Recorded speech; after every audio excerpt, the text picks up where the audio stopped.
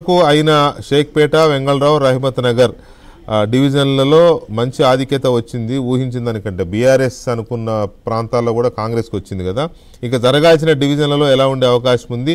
Overall analysis ఏంటి? So Venkatakrishna, మొత్తం మీద ఇది ఈ గెలుపు కాంగ్రెస్ పార్టీ గెలుపు ఊహించింది, కానీ ఈ స్థాయిలో మెజారిటీ వస్తుందని చెప్పేసి కాంగ్రెస్ పార్టీ కూడా ఊహించలేదు.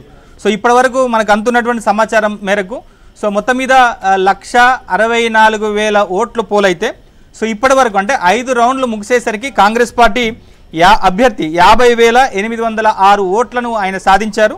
సో బీఆర్ఎస్ పార్టీ 37,967 ఓట్లు బీఆర్ఎస్ పార్టీ సాధించింది. సో ఇక ఓవరాల్గా కనుక చూస్తే లీడ్ విషయానికి వచ్చేస్తే కాంగ్రెస్ పార్టీ ఈ 5 రౌండ్లు ముగిసేసరికి నవీన్ యాదవ్ సో 12,857 ఓట్లు లీడ్ ఆధిక్యతను ఆయన సాధించారు. సో ఇంకా మరొక 5 రౌండ్లు కౌంటింగ్ జరగాల్సి ఉంది. సో ప్రధానంగా కనుక చూస్తే ఇప్పటి వరకు కొంత బీఆర్ఎస్కు కొంత అనుకూలంగా ఉండేటువంటి డివిజన్లు, సో ప్రధానంగా ఇటు షేక్పేట్లో కూడా బీఆర్ఎస్ పార్టీ మైనారిటీలు ఎక్కువగా ఉన్నప్పటికీ కూడా అక్కడ తమకే లీడ్ వస్తుందని చెప్పేసి బీఆర్ఎస్ పార్టీ భావించింది. కానీ అక్కడ ఫస్ట్ రౌండ్స్ ముగిసేసరికి బీఆర్ఎస్ పార్టీకి వచ్చినటువంటి లీడు 47, కాంగ్రెస్ పార్టీకి వచ్చినటువంటి లీడు 47 ఓట్లు మాత్రమే. ఇక తర్వాత రౌండ్కి కాంగ్రెస్ పార్టీ లీడ్ పెరుగుతూ పోతూ వచ్చింది. మనం కనుక చూస్తే సెకండ్ రౌండ్లో కాంగ్రెస్ పార్టీకి వచ్చినటువంటి లీడు 2,948 ఓట్లు. మూడో రౌండ్లో కాంగ్రెస్ పార్టీకి వచ్చినటువంటి లీడు 3,000 ఓట్లు. సో నాలుగో రౌండ్లో కాంగ్రెస్ పార్టీకి వచ్చిన లీడు 3,547. ఇక ఐదో రౌండ్లో కాంగ్రెస్ పార్టీకి వచ్చిన లీడు 3,298. సో అంటే రౌండ్ వైజ్గా ఇటు కాంగ్రెస్ పార్టీ తన ఆధిక్యతను ప్రదర్శిస్తూ వస్తోంది.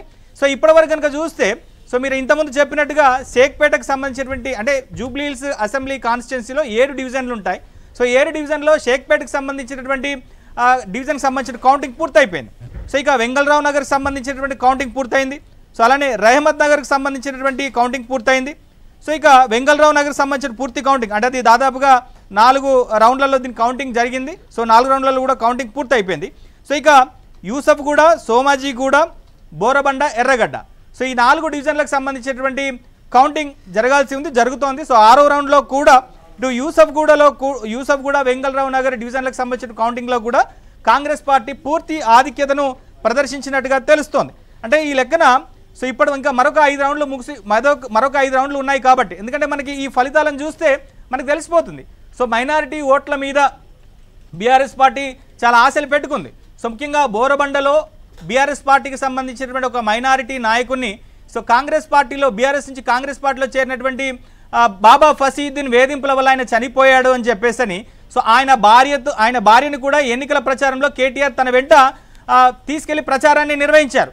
సో అయినప్పటికీ కూడా మైనారిటీలు ఎక్కడ కూడా బీఆర్ఎస్ వైపు ఉన్నట్టుగా మనకు కనిపించట్లేదు. ఎందుకంటే ఈ ఫలితాలను కనుక చూస్తే సో మైనారిటీలు కూడా గంపగుత్తగా కాంగ్రెస్ వైపే ఓట్లు వేసినట్టుగా మనకు ఈ ఫలితాలను చూస్తే కనిపిస్తుంది.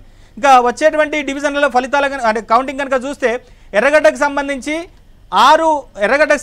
6 పోలింగ్ బూతులకు సంబంధించినటువంటి ఫలితాలను కనుక చూస్తే దాంట్లో పూర్తిగా కాంగ్రెస్ పార్టీ లీడ్లో కనిపిస్తుంది. ఇక ఎర్రగడ్డకు సంబంధించి కనుక చూస్తే ఇంకొక 39